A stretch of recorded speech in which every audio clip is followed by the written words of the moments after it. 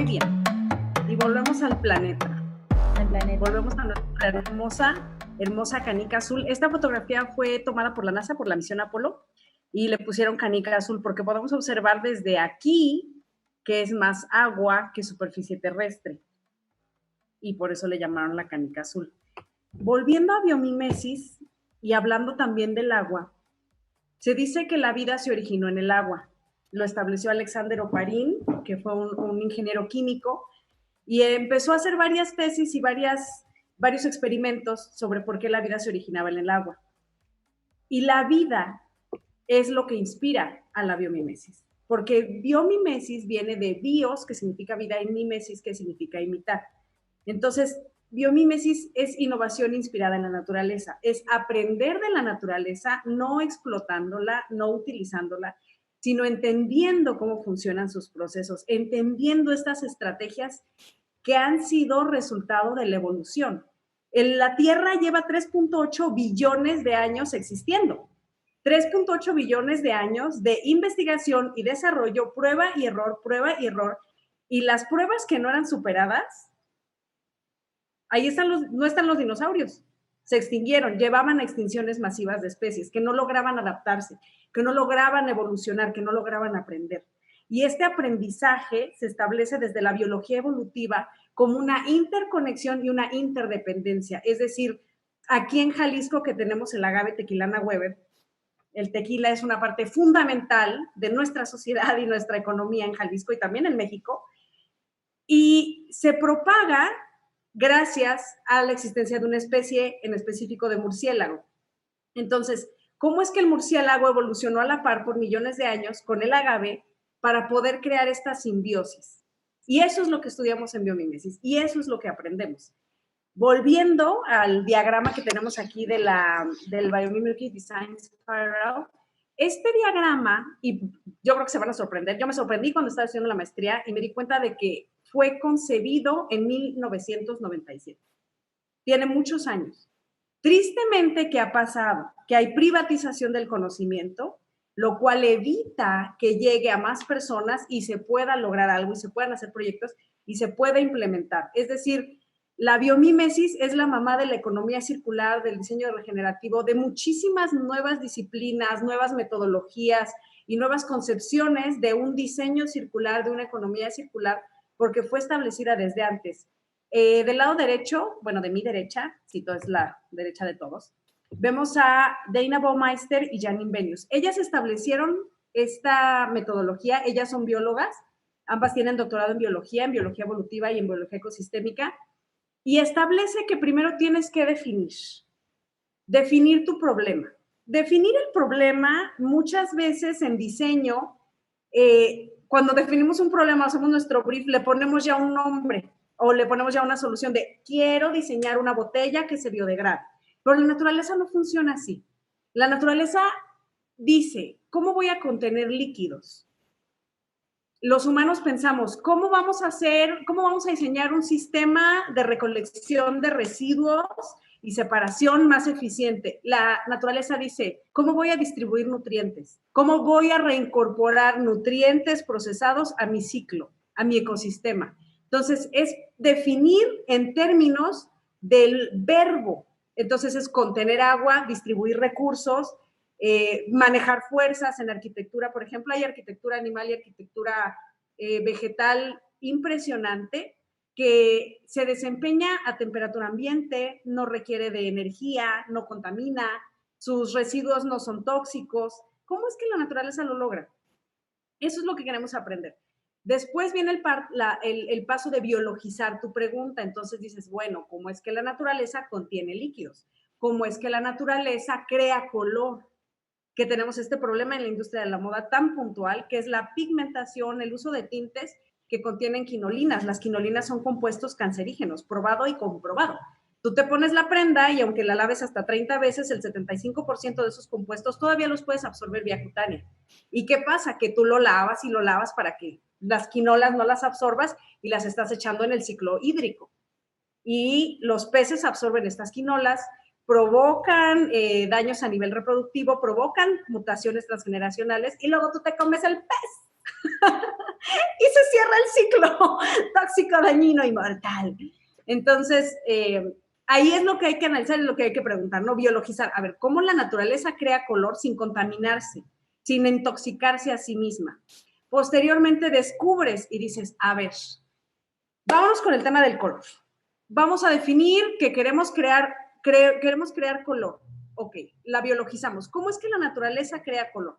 Y luego descubrimos. Lo que hacemos en biomimesis decimos que cruzamos un puente, porque este puente estamos los humanos de este lado, como así lo concebimos, y la naturaleza está de aquel lado, cruzando el puente, el tronco que se cayó, vamos a atravesar el río.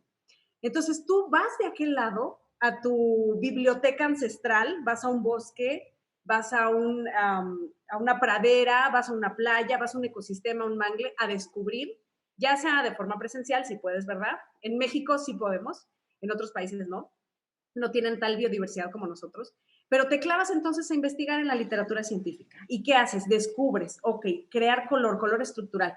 ¿Qué organismos, qué campeones biológicos ya están creando un color estructural? El pavo real, ahorita les voy a enseñar la mariposa blue morpho, hay escarabajos, las moscas, las horribles, asquerosas y repugnantes moscas, que son tan importantes para el ecosistema, tienen luego unos brillos y una iridiscencia genial. ¿Y cómo lo hacen?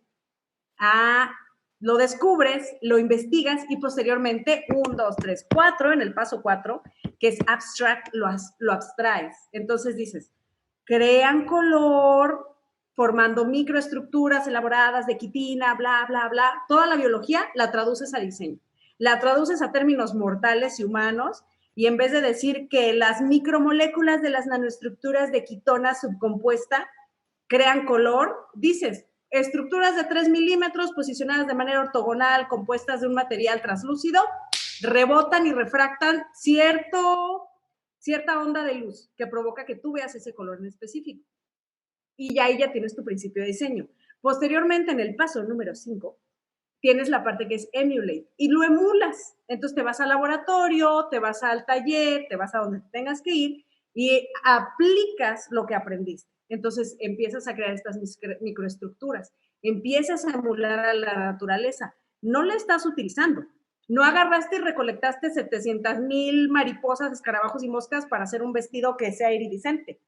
No la estás explotando, no la estás violentando, sino que estás aprendiendo de lo que ella hace. Es una biblioteca de buenas prácticas, de técnicas, de tecnología. Y posteriormente evalúas. Y ahí es donde viene una parte que es truculenta y por lo cual biomimesis se tiende a confundir mucho con biomimética, con biónica, con biofilia, con biodiseño, con bioinspiración, bioutilización, biotecnología, bio. Porque cuando tú evalúas desde la tecnología de biomimesis, tienes que pensar detenidamente qué es lo que estás haciendo antes, durante y después.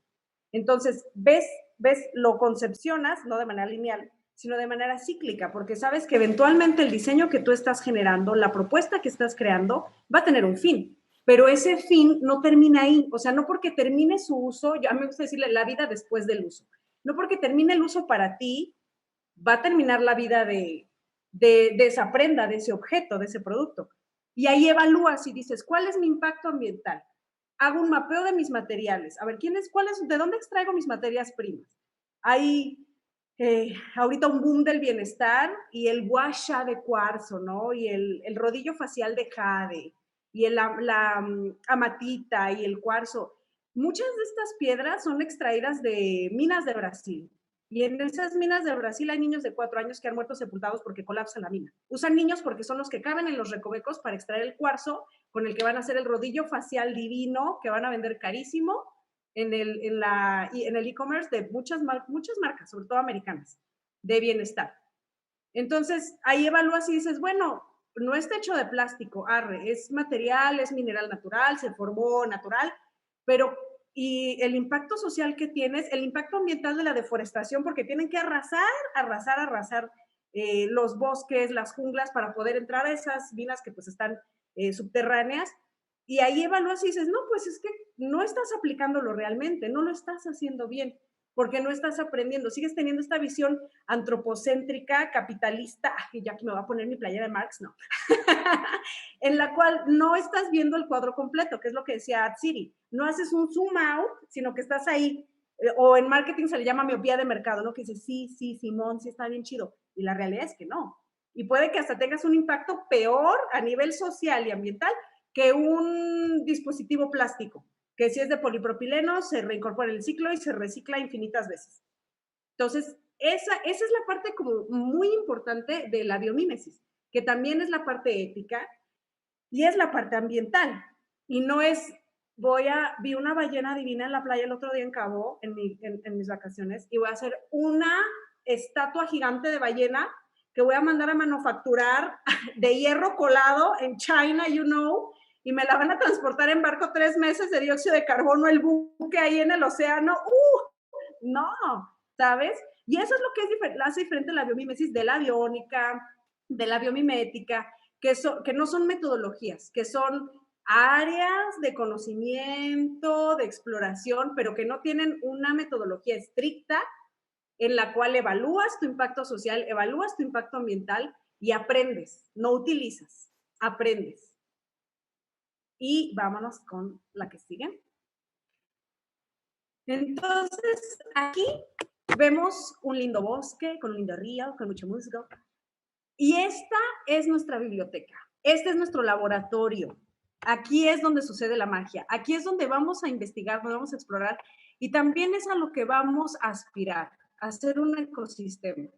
Vamos a aspirar a recuperar y reconectar con la parte que somos natural, porque los humanos somos biodegradables, somos compostables, somos orgánicos, somos naturaleza. No podemos seguir concebiendo al ser humano y nuestra especie no solo en la punta de la pirámide, sino como un ente alienígeno ajeno a lo natural. Somos lo natural. Somos una de las especies más jóvenes. Nuestra existencia, nuestra evolución, nuestra supervivencia depende de muchísimas especies, de las moscas, de los hongos, de las bacterias, de algunos virus, de las abejas.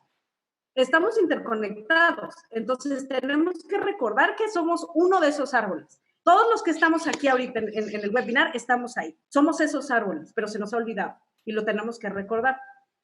Ahora, ya hay empresas que después de tanto activismo se preguntan, no se cierran y empiezan a decir, a ver, vamos, ¿sí lo estamos haciendo mal? Y si le oímos lo que dicen estos grillos que nos están dando tanta lata, y empiezan a concebir su ecosistema, su empresa, este ente que es la corporación, como un ecosistema que entra dentro de muchos ecosistemas, que es como la ecología industrial. Entonces aquí vemos que ya vemos un paisaje bien bonito, ¿verdad? Una ilustración. Y vemos que tenemos la corporación, la información, los datos, los ahorros, estrategia y planeación, el capital, los proveedores, y se empieza a entender una empresa y sus dinámicas y sus flujos de información y de recursos como un ecosistema, porque así debería de ser. Y esto que vemos aquí, este GIF divino, hermoso, que yo amo, voy a abrazar mi pantalla. Ya. Este es un diagrama que está en Danish, está en danés. No les voy a poder describir cada cosa porque nos tardaremos horas, pero se llama Kalundborg Simbiosis. ¿Qué pasa? En Dinamarca hay una ciudad que se llama Kalundborg y esta ciudad es la primera ciudad en tener un ecosistema industrial. Real, bien diseñado, porque tiene muchísimos años, desde los 80 se empezó a planear, a diseñar y a implementar. Y vemos todo el flujo, hay energía, hay agua, hay materiales y es un flujo constante, a mí me gusta decirle un flujo perpetuo, es infinito. ¿Qué pasa? Que los pocos outputs que tenemos donde están, espérense, es que eso tiene marker, ¿verdad? Oh my gosh, miren, aquí, esto va a los poblados. La energía térmica, el calor que generan las fábricas, se va a los hogares. Esta zona, pues es una zona fría. Entonces, ese byproduct, digamos, ese residuo térmico, energético que queda de la operación de diversas industrias y empresas que están en este ecosistema, se va para calentar las casas. Se va también algunos byproducts, perdón por mi English por mi pochez, pero los residuos, los productos secundarios del ecosistema industrial, vamos a donar para hacer la escuela, piedra caliza, concreto, cemento, grava. Entonces, todo se cierra en el ciclo, todo se utiliza, y es un caso de estudio que todavía se están publicando papers y cosas. Volvemos al GIF divino. Entonces, aquí vemos un ecosistema industrial que ya existe y que se puede lograr. Y ahora sí, nos vamos con mis amados bichos. Del lado izquierdo tenemos este escarabajo que se llama Meloetucus y del lado derecho tenemos a la Morphomenelaus. Atsiri tiene un crush con la Morphomenelaus y la entiendo porque ese azul, esa iridescencia que vemos, te cautiva. Pero lo más impresionante que les voy a decir, no sé si algunos ya lo sepan porque es muy conocido este ejemplo, es que las alas de esa mariposa no son azules, son transparentes. La mariposa crea color estructural. No utiliza pigmentos, no utiliza nada físico y tangible. Sus alas son transparentes. La única parte negra es el borde, la única parte que sí tiene pigmento es el borde negro, pero la parte fuerte de su estética, que es la parte azul, es completamente transparente. ¿Cómo lo logra? A través de color estructural.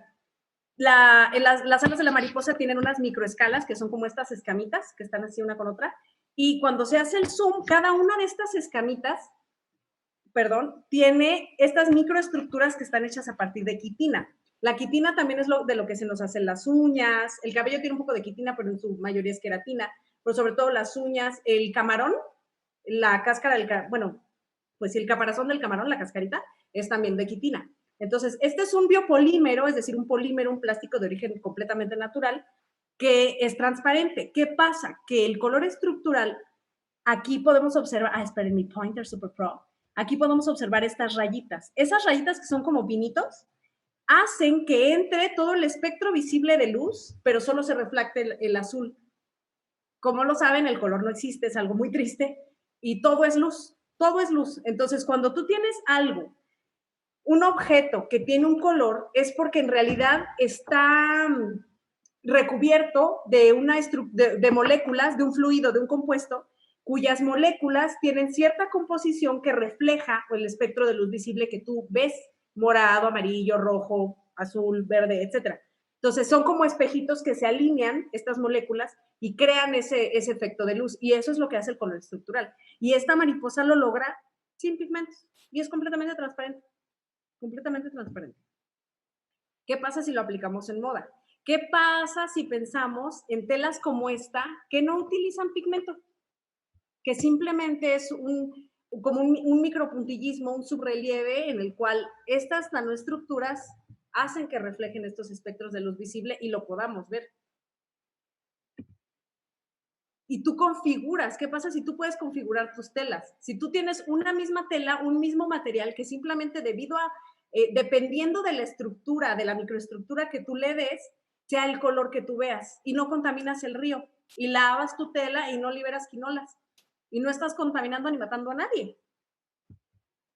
Ahora, nos vamos a la parte de la forma, salimos de la parte como de la química, de la estructura, la microestructura, y nos vamos a ejemplos más concretos en moda. Ella es una diseñadora alemana, Iris van Herpen, y aquí tenemos unos ejemplos en los cuales toma estructuras óseas de la naturaleza. Esto es más performático y conceptual, en un término que te lleva más como una reflexión, no son tanto piezas funcionales, pero también está aplicando una biofilia, una bioinspiración. También se está orientando hacia reconectar y volver a estos orígenes, y por eso estos esqueletos están de fuera, porque es una evidenciación de lo que somos en realidad, de nuestra fragilidad y vulnerabilidad, y de nuestra biología, a fin de cuentas. No somos inmortales, nuestras ideas lo son, pero nosotros somos bien biodegradables y compostables. Entonces, ¿ella cómo lo logra? Ella hace diseño paramétrico y la mayoría de sus modelos y de sus prendas para pasarela las hace en impresión 3D utilizando PLA. El PLA es ácido poliláctico, es un biopolímero basado 100% en la fécula, en el almidón del maíz. Es completamente biodegradable.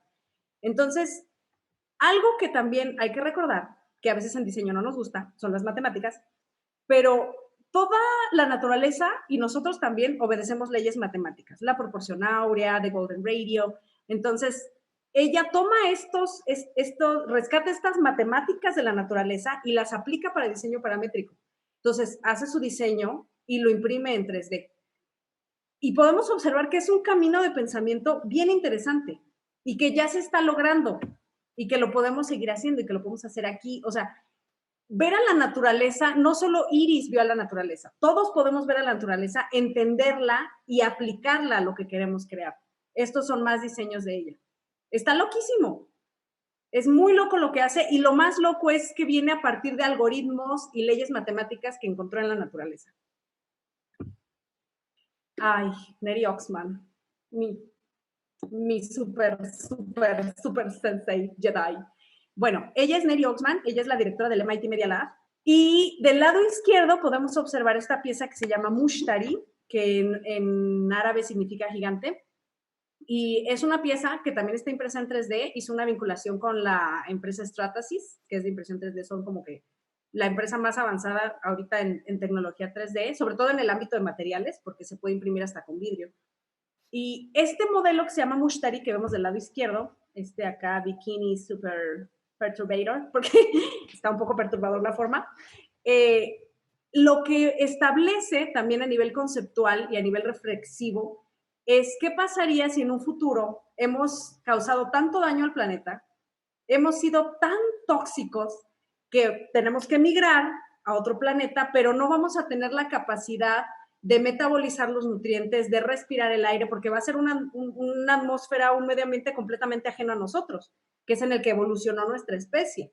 Desde de los organismos unicelulares a todo lo que ha pasado, llegamos a ser nosotros, pues no nos vamos a adaptar en friega. Entonces, lo que ella propone es un intestino exterior.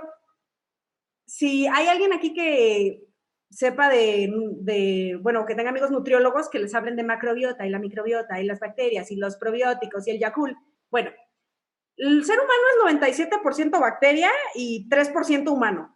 O sea, todos nosotros somos un costal de bichos. El del cabello, en la piel, en los ojos, en la boca, en otras áreas del cuerpo que no voy a mencionar, pero sobre todo en el estómago. Entonces, ¿qué es nuestro estómago? Es un saco de bacterias. Cuando desequilibras esa población bacteriana es cuando te enfermas, es cuando se ponen las cosas bien densas y bien horribles, pero ella lo que propone es que ¿qué pasaría si no alcanzamos a evolucionar a la velocidad que lo necesitamos y tenemos un intestino exterior que metabolice estos nutrientes por nosotros?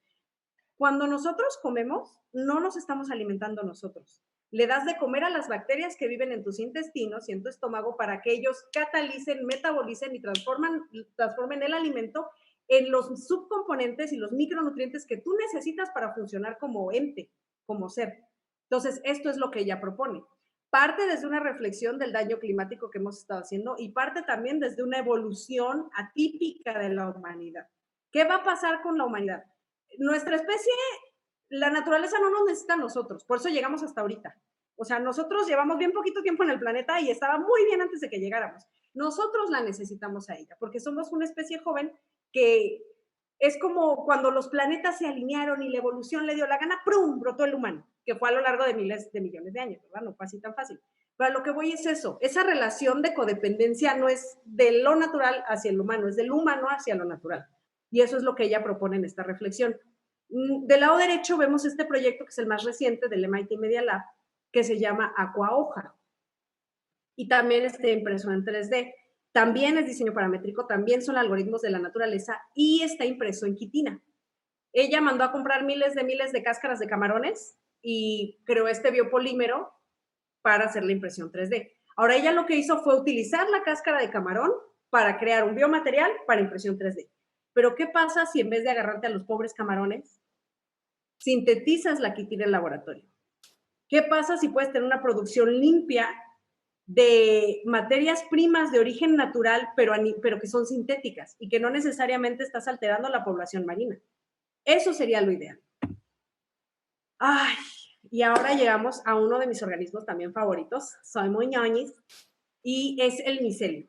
El micelio, si ustedes son plant lovers, si son plant lady, como Atsiri y yo, Y han trasplantado alguna vez una plantita que ya está así casi que sofocándose en la maceta y ya, mi hijo, pues trasplántenla. Entonces ya la sacas, ves que tiene un chorro de raíces y dices, ay no, pues pobrecita, está ahogando.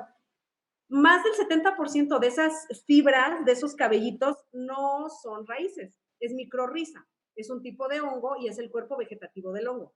Entonces, aquí donde vemos estos cabellitos, que aquí se ven un zoom, que crecen obedeciendo también una ley matemática que se llama la ley de Murray, este es el famoso micelio.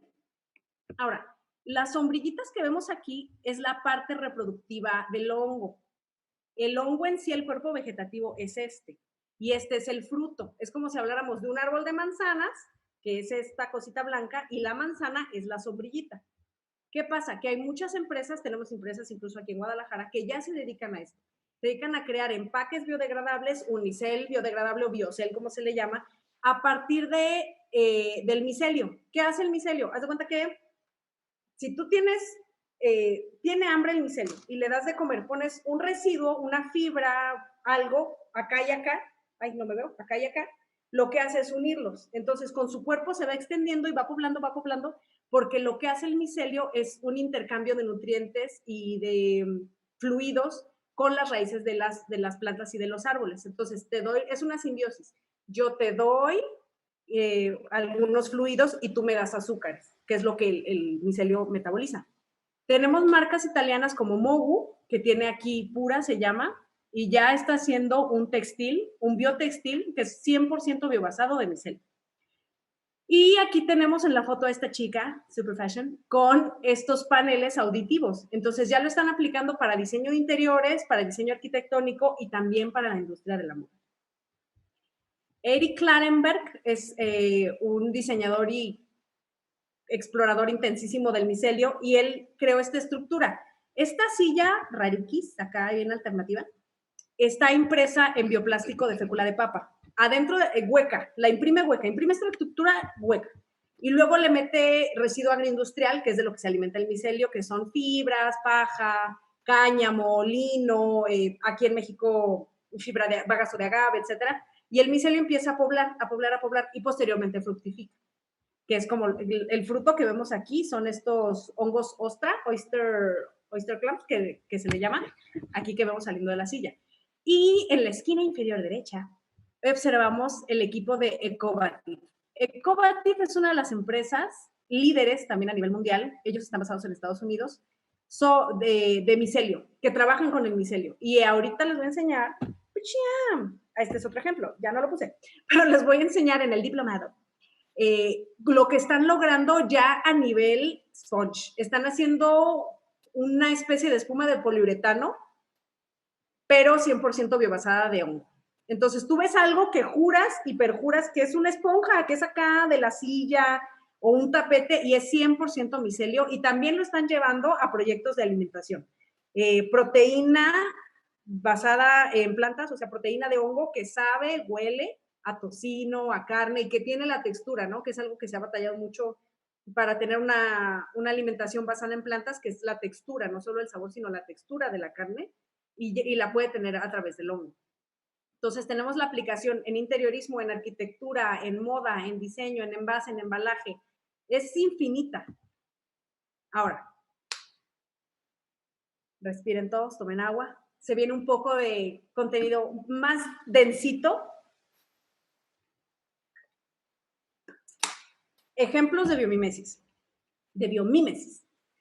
Del lado izquierdo tenemos aquí un coral, un cuerpo de coral. Los que hayamos ido a la Riviera Maya, ves la arenita blanca y esos son como cadáveres de coral, digamos, que de manera natural a lo largo del tiempo pues se desprendieron, se sedimentaron y se convirtieron en esta hermosa arena blanca. Ahora, hay una empresa en Estados Unidos que se llama Blue Planet, volviendo a la canica azul, volviendo al zoom out, volviendo al planeta, a los límites, a la circularidad. Esta empresa está fundada por el doctor Constance Brennet. Él es un ingeniero químico que tenía un hijo y su hijo falleció muy joven, de menos de 20 años, debido a unas complicaciones por una enfermedad respiratoria. Los médicos encontraron que la principal causa fue la contaminación, es decir, el chico tenía una enfermedad respiratoria que se complicó debido a factores ambientales, lo cual no debe de haber sucedido. Él en su duelo y en su proceso de reflexión, él había estado trabajando mucho en biomedicina, creando biomateriales, es decir, materiales compatibles con el organismo para lo que son operaciones de cadera, prótesis óseas, etc. Entonces, él replanteó toda su existencia y se dio cuenta de que este daño ecosistémico que estamos generando y el engrosamiento de la atmósfera debido a los gases de efecto invernadero había causado la muerte de su hijo. Y él no solamente pensó en su hijo, sino pensó en todos los niños, niñas, chicos, chicas, personas que fallecen cuando no tienen que fallecer, cuando no es por algo natural, cuando es por algo ambiental. Y ahí es cuando él toma esta misión y empieza a estudiar los corales. Y él dice, a ver, ¿cómo puede ser que un coral se crea a temperatura ambiente, se crea sin uso de energía eléctrica, no libera dióxido de carbono a la atmósfera? ¿Cómo es que lo logran? ¿Cómo es que un coral logra crecer y volverse una macroestructura, una colonia, una población enorme que puede verse desde el espacio, como la Gran Barrera de Coral en Australia? Digo, de la cual ya queda muy poco, ¿verdad? Tristemente. Entonces, él analiza y se da cuenta de que los corales se crean sedimentándose. El mar, que nos preocupa mucho en el cambio climático, nos preocupa, ¿por qué? Porque el mar absorbe dióxido de carbono. Entonces, el dióxido de carbono que absorbe el mar, cuando entra en contacto con el agua del mar, seguimos en el mar, y estas moléculas empiezan a interactuar, las dos moléculas de hidrógeno con la de oxígeno, H2O, y con el dióxido de carbono, y cuando se combinan crean carbonato de calcio, o sea, crean calcio. Y así es como empiezan a crearse los corales. Entonces, el doctor Constance lo que hizo fue analizar las industrias, hacer un mapeo y ver, ok, sabemos que la industria de la moda es muy contaminante, la industria de la agricultura animal, digamos, los cultivos de alimentación para animales, la ganadería, pero también la industria de la construcción. Para quienes estén viéndonos, que sean arquitectos, saben que el concreto, la grava, la extracción de yeso y todo para la creación del concreto y la construcción es muy contaminante porque tienes que deforestar, tienes que excavar, tienes que romper, tienes que procesar con calor, luego tienes que mezclar y es un show. Entonces, él lo que hace, establece una metodología en la cual, que es la que vemos aquí en la derecha, en la cual él imita, aplica la biomímesis imitando el proceso formativo de los corales. ¿Y qué hace? Conecta sus plantas constructivas, sale un tubo que conecta con las chimeneas de otras fábricas, de las fábricas que liberan más dióxido de carbono. Entonces, antes de que ese dióxido de carbono llegue a la atmósfera, ellos lo secuestran, ellos lo jalan y tienen unos tambores gigantísimos en los cuales tienen una solución de agua salina, imitando la composición marítima. Entonces, inyectan el dióxido de carbono a estas tinajas enormes donde está el agua marina y se condensa el carbonato de calcio y se crea un cemento que es carbon negative. Es decir, estás chupando dióxido de carbono de la atmósfera antes de que llegue. Está ayudando a revertir el cambio climático porque está capturándolo. Y con esto también mitiga muchísimo el impacto ambiental que tiene la industria de la construcción normalmente, porque además lo procesan de otras formas en las cuales se crea un tipo de grava. Entonces tienes un cemento, pero también tienes un concreto que puede ser carbon negative, que tiene un componente negativo de carbono. No solo no libera dióxido de carbono, no es carbon neutral, no, lo absorbe, lo cual está genial. Y es lo que podemos observar aquí en el diagrama del lado derecho, que tienen sus procesos, sus inputs, sus outputs y el producto, que es la geomasa, que es este carbonato de calcio para la construcción. Y aquí abajo a la izquierda vemos el render divino del Aeropuerto Internacional de San Francisco, en el cual hicieron ellos la remodelación en el 2018. En el 2018, el gobierno, oh my gosh, de Estados Unidos firmó con Blue Planet para que ellos fueran los principales proveedores de piedra caliza, de grava, de concreto, de cemento para la construcción. Entonces, estamos viendo un aeropuerto que es carbon negative. Estamos viendo algo que ya se hizo a través de biomímesis, que ya se logró y que ahí está, y que podemos viajar y visitar. Ahora, volviendo al micelio, aquí tenemos una aplicación en moda, en la cual observamos un vestido, una pieza hecha a partir de lo que les comentaba, que es el cuerpo del micelio, tratado de manera especial para que imite un cuero, para que sustituyamos el cuero animal y tengamos un producto completamente vegano, volviendo a moda. Y ahora nos vamos, estábamos acá, A ver, recapitulamos. Biomímesis para la construcción, biomímesis a nivel industrial, biomímesis más bien a lo que es ingeniería química. Y nos vamos a lo que es la moda, porque a fin de cuentas estamos hablando partiendo de nuestro ser, de nuestra autoestima, de lo que nosotros somos como especie, para poder voltear a ver a nuestras especies hermanas y hacer algo al respecto. Y estamos en la era de la biofabricación. Ella es Susan Lee, es diseñadora de modas, es de Reino Unido, y lo que ella empezó a hacer y a explorar es la celulosa bacteriana. Crea piezas de indumentaria a partir de celulosa bacteriana. Aquí vemos esta alberquita que se ve un poquito desagradable, ¿verdad? Que parece como vinagre, cerveza con espuma. Y esta es la celulosa bacteriana. Este es la famosa SCOBY. Quienes han tomado kombucha o son fans del kombucha saben que el kombucha se crea del té verde y se hace un SCOBY. El SCOBY es la colonia bacteriana. Es la madre que le dicen en los vinagres, que es una gelatina flotante. Son bacterias y bacterias y bacterias y bacterias que se unen y forman una colonia. Entonces, aquí vemos estos filamentos porque son sus cuerpecitos que forman estas estructuras como fibras y posteriormente se aglutinan formando esto que parece piel, parece un cuero completamente. Se le puede dar textura, se puede patronar, se puede costurar y es lo que sigue haciendo ella, que es Susan Lee, con la biofabricación, que estamos ya en esa era de repensar la materialidad, de repensar no solo el material, sino cómo se hace ese material, cómo se consume y cómo se postconsume. Ella es Susan Lee y aquí está haciendo unas muestras. Vemos del lado derecho una falda, los patrones, las secciones de la falda y abajo ya una experimentación con color. Porque pues la celulosa bacteriana, pues sí, así como que parece piel de alguien más, ¿verdad? Entonces ya aplicándole color puede ya remitir más a un textil. Y aquí es una colección que hizo, unas piezas de exploración, en las cuales ya les mete color. Entonces, del lado izquierdo vemos esta chaqueta en la cual, si fuera de algodón, si fuera de una mezclilla, hubieran estado muchísimos baños de índigo, porque el índigo es este tinte que en contacto, o sea, es fricción, fermentación, fricción y aireación. En contacto con el aire se oxida el tinte y crea el color. Entonces, para que ustedes tengan unos jeans súper azules, si es índigo natural, tienen que ser muchos baños de índigo. Y si es índigo artificial, es muy contaminante y tenemos ríos mágicos de colores tóxicos, como los que habíamos visto. Esta solamente lo sumergió una vez en índigo. Entonces, la celulosa bacteriana tiene una capacidad descomunal de absorber color. No necesitamos tanto esfuerzo para poder darle color a una prenda con la celulosa bacteriana.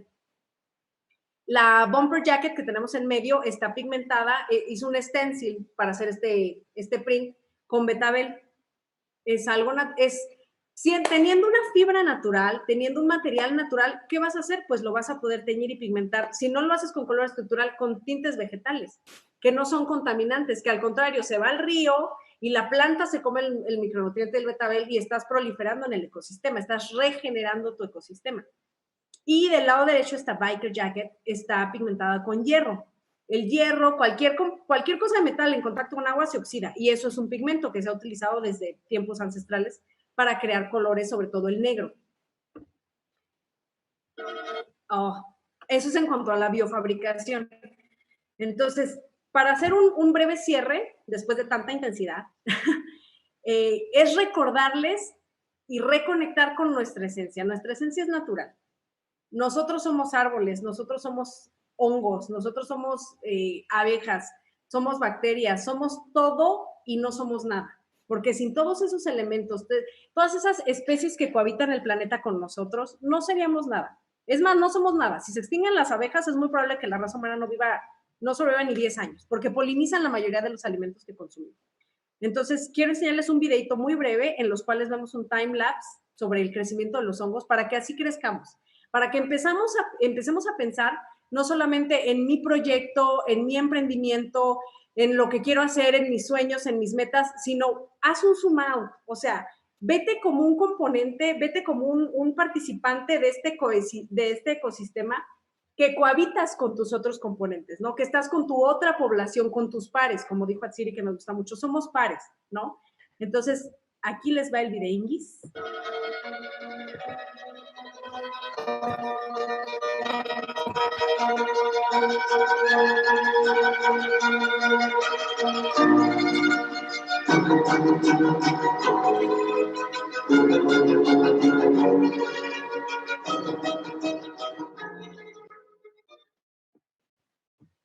Crezcamos como crecen los hongos, crezcamos como crecen estos organismos que son unicelulares, pero que tienen la capacidad de expandirse por todo un bosque.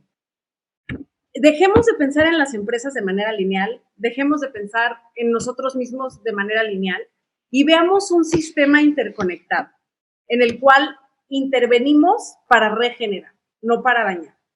Este diagrama es un mapeo de un bosque.